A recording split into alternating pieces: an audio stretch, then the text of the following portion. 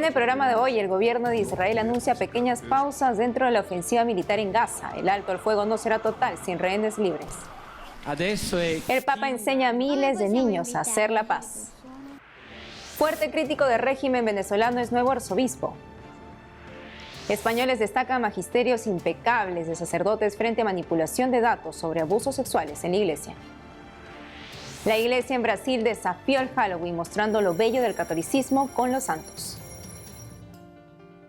Hola amigos, qué gusto estar nuevamente con ustedes informando desde nuestros estudios en Lima, Perú. Bienvenidos a su programa con enfoque católico de WTN Noticias. Yo soy Natalie Paredes y Eddie pronto estará con nosotros. Empezamos las noticias contándoles que el cardenal de Jerusalén pide al mundo donaciones para atender a las víctimas de la guerra.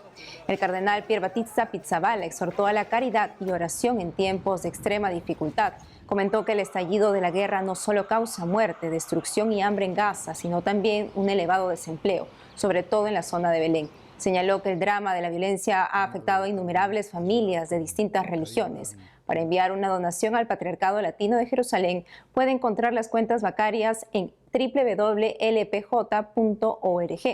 Ahora veamos lo último de la guerra en Tierra Santa.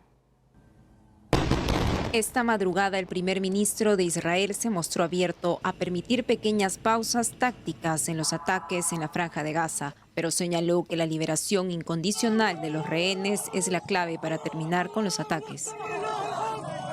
No habrá alto el fuego sin la devolución de nuestros secuestrados. Que lo eliminen por completo del léxico. Se lo decimos tanto a nuestros enemigos como a nuestros amigos. Continuaremos hasta vencerlos. No tenemos alternativa.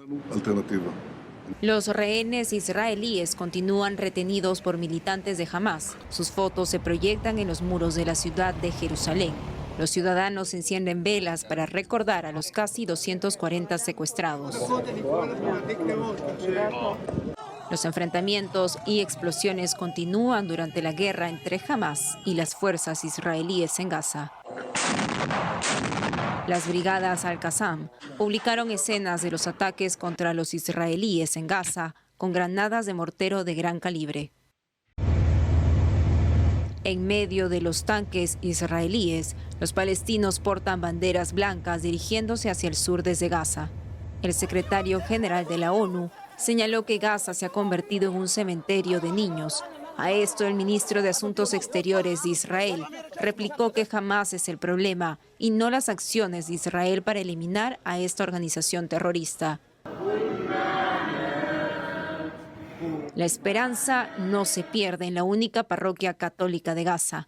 El padre Gabriel Romanelli, párroco de la Sagrada Familia, contó la historia del niño Eli, de la comunidad greco-ortodoxa de Gaza, quien sobrevivió a un bombardeo junto a su mamá y hermanos. Duermen ahora en la parroquia y con mucha fe el pequeño reza en medio de la guerra.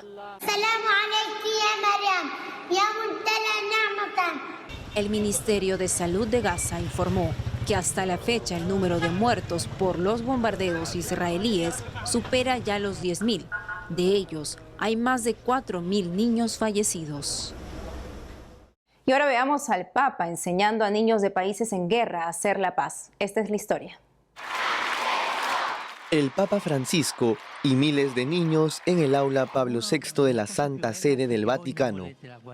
El Santo Padre respondió las preguntas que los pequeños muy conscientes de la realidad de sus países le hicieron.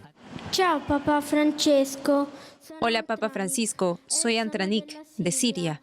En su opinión, ¿por qué matan niños durante la guerra y nadie los defiende?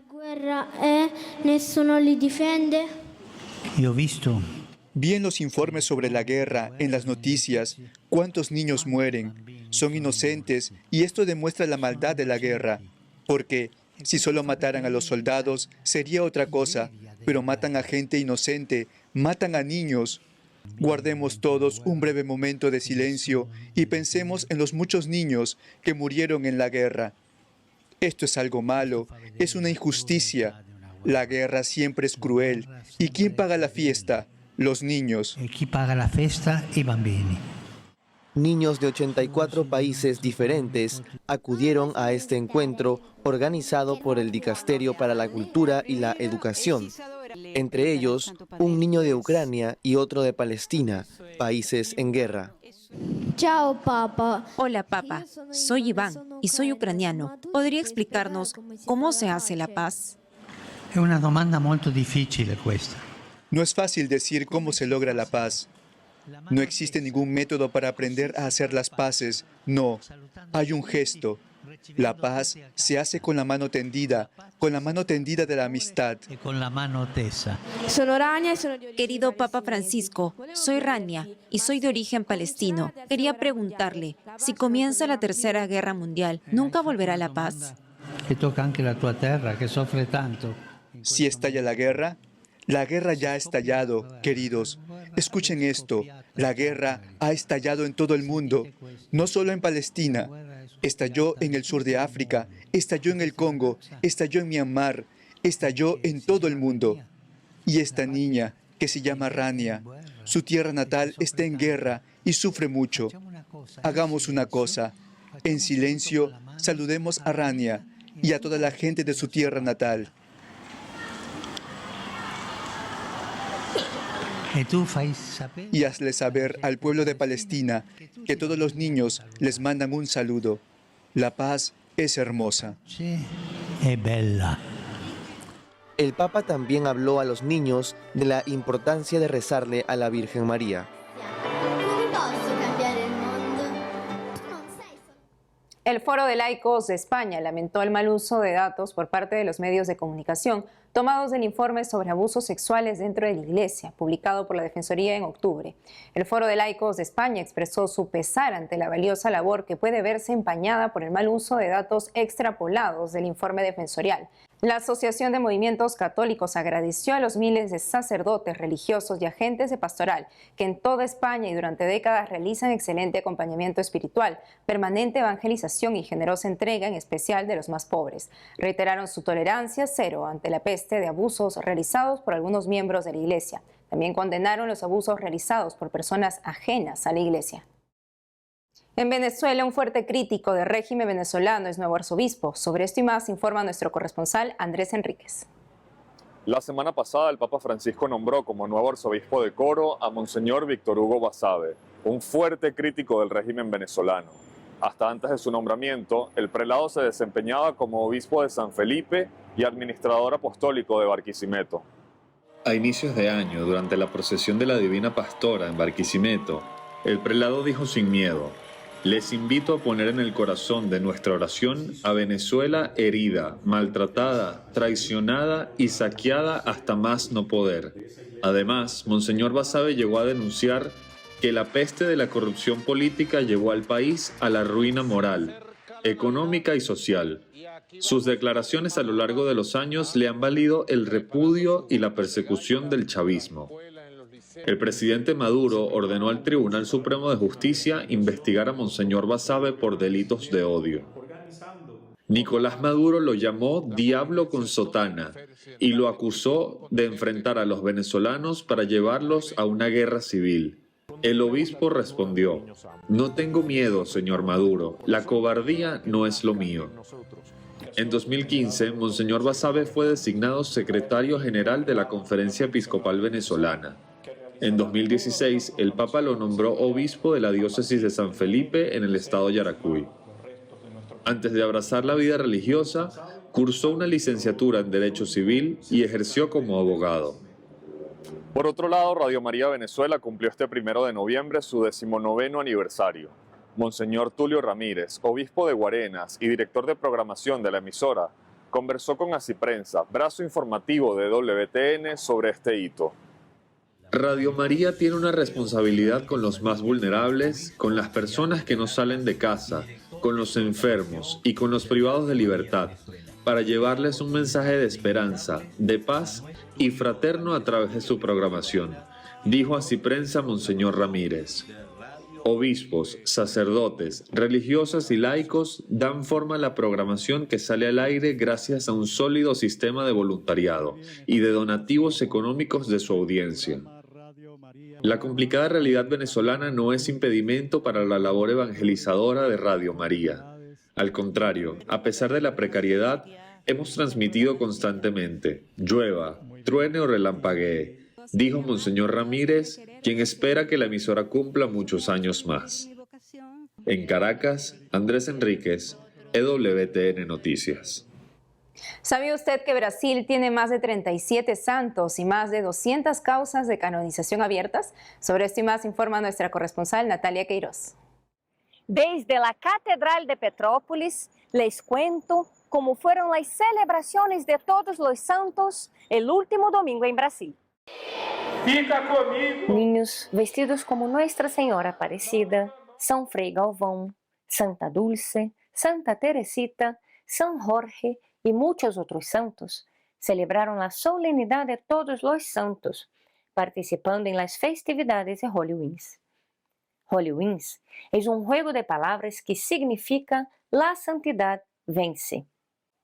En la Catedral de San Pedro de Alcántara, en la diócesis de Petrópolis, el evento contó con la participación de decenas de niños en una mañana de oración y juegos. Los organizadores hablaron con EWTN Noticias sobre la importancia del evento.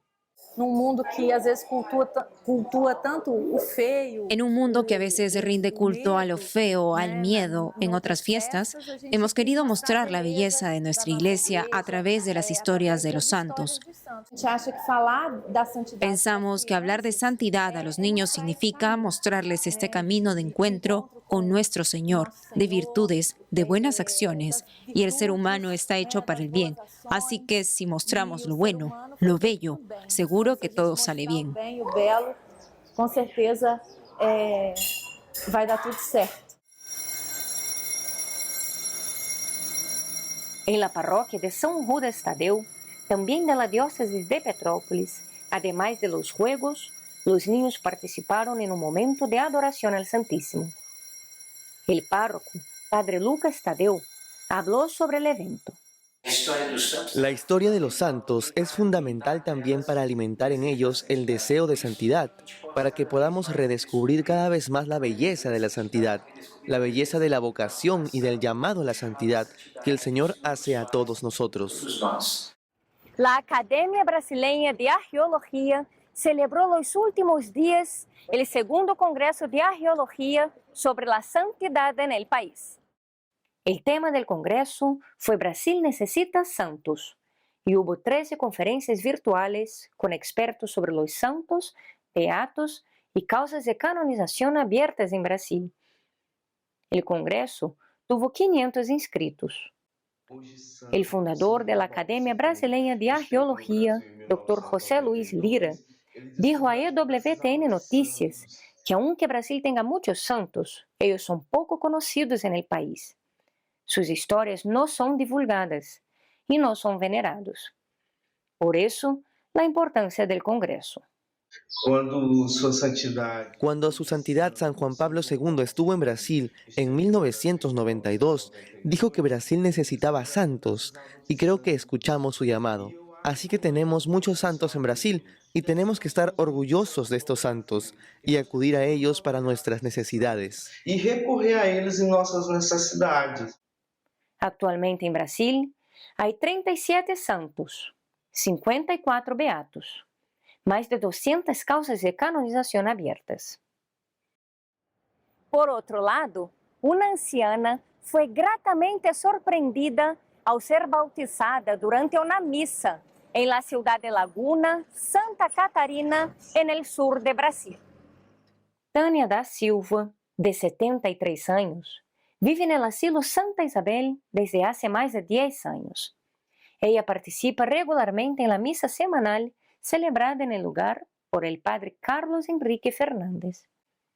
En varias ocasiones, interrumpió al padre durante la homilía para expresar que no estaba bautizada y que ese era su mayor deseo.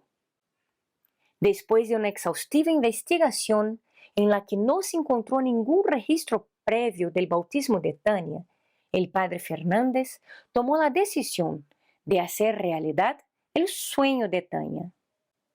El padre organizó una sorpresa y la bautizó durante la misa semanal.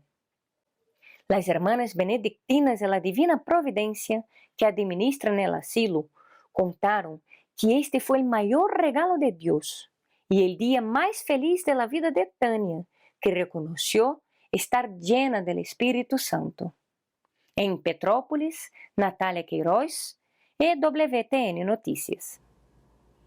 Desde el 28 de octubre son públicos los resultados de las votaciones a favor y en contra de cada uno de los párrafos que componen el texto síntesis del Sínodo 2023. El documento deja entrever el debate. Le presentamos los 10 párrafos de la síntesis que tuvieron más votos en contra antes de ser publicados. Capítulo 9. Las mujeres en la vida y en la misión de la Iglesia. 69 votos en contra de incluir en la síntesis el párrafo sobre el acceso a las mujeres al diaconado. 67 participantes también se opusieron a incluir en el documento final proseguir el estudio teológico y pastoral para crear mujeres diaconisas. Capítulo 11. Diáconos y presbíteros en una iglesia sinodal. 61 miembros del sínodo rechazaron incluir en el reporte final la necesidad de una profunda reflexión para iluminar la cuestión del acceso a las mujeres al diaconado. 55 delegados se opusieron a agregar al informe de síntesis las diversas valoraciones sobre el celibato sacerdotal y que siga discutiéndose. 53 participantes rechazaron poner en el texto final, evaluar, reinsertar a los sacerdotes que hayan dejado el ministerio y puedan participar en un servicio pastoral que valoren su formación y experiencia. Capítulo 13. El obispo de Roma en el Colegio de los Obispos. 44 delegados rechazaron incluir en el informe de síntesis que a la luz del Concilio Vaticano II es necesario examinar atentamente si es conveniente ordenar obispos a los prelados de la Curia Romana. Capítulo 16. Por una iglesia que escucha y acompaña. 43 participantes estuvieron en contra de agregar a la síntesis del sínodo que los obispos de África y Madagascar promuevan un discernimiento teológico y pastoral sobre la poligamia y el acompañamiento a quienes viven en este tipo de uniones y que se acercan a la fe. Capítulo 15. Discernimiento eclesial y cuestiones abiertas. 39 delegados votaron en contra de considerar en el texto final un pedido para tomar el tiempo necesario para reflexionar sobre identidad de género y orientación sexual, el final de la vida, los matrimonios con situaciones difíciles y la inteligencia artificial. Capítulo 9. Las mujeres en la vida y en la misión de la Iglesia. 39 votos participantes rechazaron de admitir en la síntesis que los textos litúrgicos y documentos de la Iglesia inserten una gama de palabras, imágenes y relatos que logren dar mayor vitalidad a la experiencia femenina. Capítulo 8. La Iglesia es misión. 38 votos participantes votaron por no agregar al reporte de síntesis ampliar las tareas del ministerio del lector, que podría incluir predicación. Nos vamos a una pausa y al volver, la Iglesia en Cuba promueve oración por la paz entre judíos y musulmanes residentes. Además, Tribunal de Londres ordena retirar auxilios médicos a bebé con una grave enfermedad. Regresamos con más noticias con Enfoque Católico.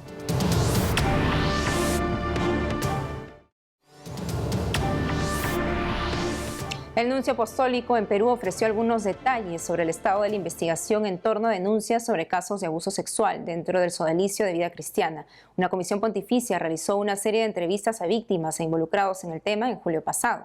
Escuchemos a Monseñor Paolo Rocco al término de una rueda de prensa en la sede de la Conferencia Episcopal el lunes último. Está bajo examen del Dicasterio para la Doctrina de la Fe. Todavía no sabemos cuándo van a terminar y los resultados, pero están trabajando en eso. ¿Sería posible conocer acerca del informe final hacia finales de diciembre? No puedo prever los tiempos. Vamos a ver cuando terminan todo lo que están examinando, ¿no? El material que han recogido y que está bajo examen. Monseñor Paolo, ¿nos puede explicar un poco acerca de la postura y el papel de la Nunciatura Apostólica respecto de este caso?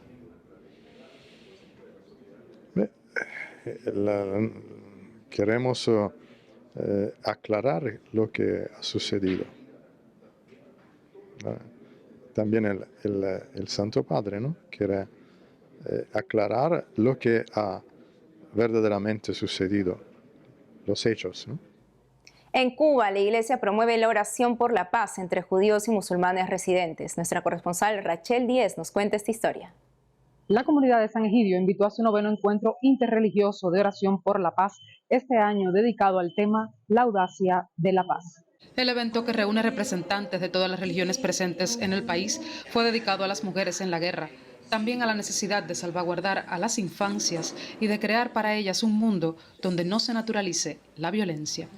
Este evento es ya una tradición, la oración por la paz, es decir, este encuentro interreligioso, cultural, donde invitamos a no solo personas religiosas, sino también fraternidades, asociaciones y personas decisoras, ¿no? Y el objetivo es dialogar, intercambiar, sensibilizarnos con la realidad del otro.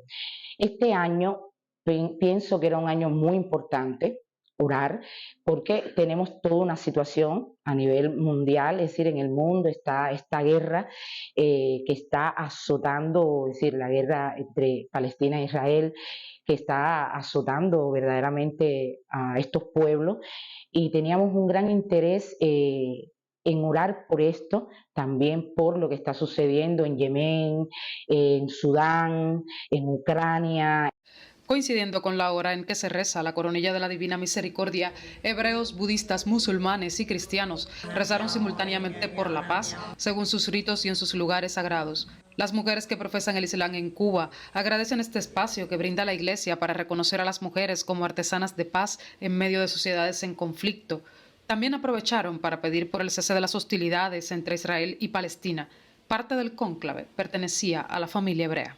Considero que es importante que sigamos manteniendo esta participación en la comunidad de San Egidio cuando celebran sus actividades por la paz, porque aquí se promueve la cultura de paz, la cultura de no violencia. Las mujeres cubanas, siempre musulmanas, siempre hemos estado a favor de la paz, y consideramos que las mujeres palestinas que hoy están sufriendo y las judías por la muerte de sus familiares también necesitan nuestro apoyo para que se logre la paz. La ceremonia de clausura del encuentro se celebró en el conocido Teatro Martí de la capital cubana. En ella participó Monseñor Jean-Pierre Gloder, nuncio de su santidad en Cuba. En la velada, cada líder religioso en representación de su comunidad enciende una vela, símbolo del deseo de paz y diálogo en medio de las diferencias. Y niños entregan el llamamiento de paz que redacta la comunidad internacional de San Egidio cada año para la ocasión. La educación para la paz y la coexistencia pacífica, especialmente en el actual panorama bélico, son de los valores que promueve la comunidad de San Egidio como regalo para la Iglesia, las distintas denominaciones religiosas y el país. En La Habana, Cuba, Rachel Díez, EWTN Noticias. Ahora le contamos que un tribunal de Inglaterra autorizó a los médicos de un hospital retirarle el soporte vital a una bebé enferma grave a pesar de la oposición de sus padres. La pequeña Indy Gregory, que fue bautizada en la cama del hospital, sufre una enfermedad mitocondrial que el hospital Queen Medical Center considera incurable. Este lunes, horas antes de que se cumpliera el plazo para desconectar a Indy, el Consejo de Ministros italiano tramitó su nacionalidad con carácter urgente. Esta resolución permitió posponer la desconexión de la bebé de 8 meses con miras a trasladarla al Hospital Bambino Gesù del Vaticano. La presidenta de Italia, Giorgia Meloni, afirmó que hará todo lo que pueda para defender su vida y el derecho de sus padres a hacer todo lo que puedan por ella. Ahora les contamos que el Papa Francisco abrió 2 nuevas lavanderías para personas sin hogar en la ciudad de Turín, al norte de Italia, a inicios de noviembre. Además de los servicios de lavado y secado, habrá duchas de agua caliente y estará disponible una gama completa de productos de higiene personal. Las lavanderías están instaladas en la parroquia de San Giorgio Mártire y en el centro de acogida La Sosta, en el centro de Turín. Voluntarios de San Egidio la administran. Cada 7 de noviembre la Iglesia recuerda al beato Francisco Palau, sacerdote y fraile carmelita descalzo. Para conocer más de él, escuchemos desde Argentina al padre Jorge Luis Hidalgo.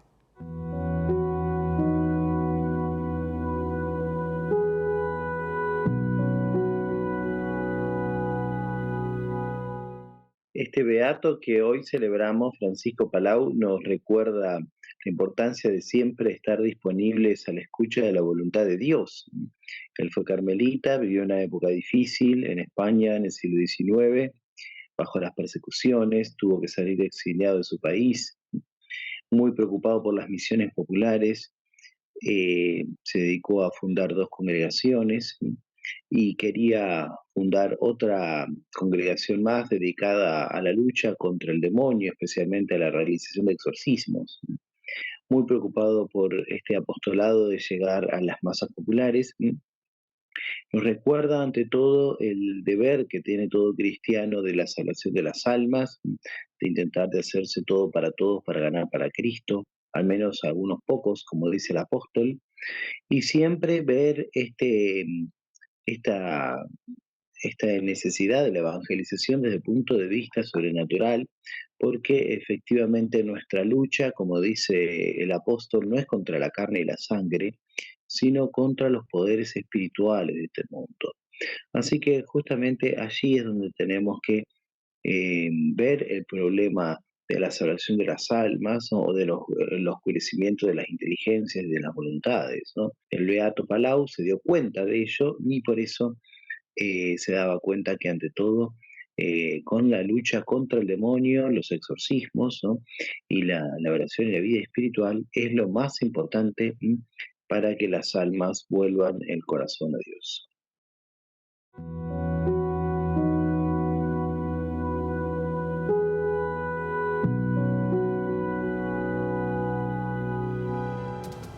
Y hemos llegado al final del programa. Ha sido un gusto estar nuevamente con ustedes. Ya saben que pueden seguirnos en nuestras redes sociales y en ewtnnoticias.com. Hasta mañana.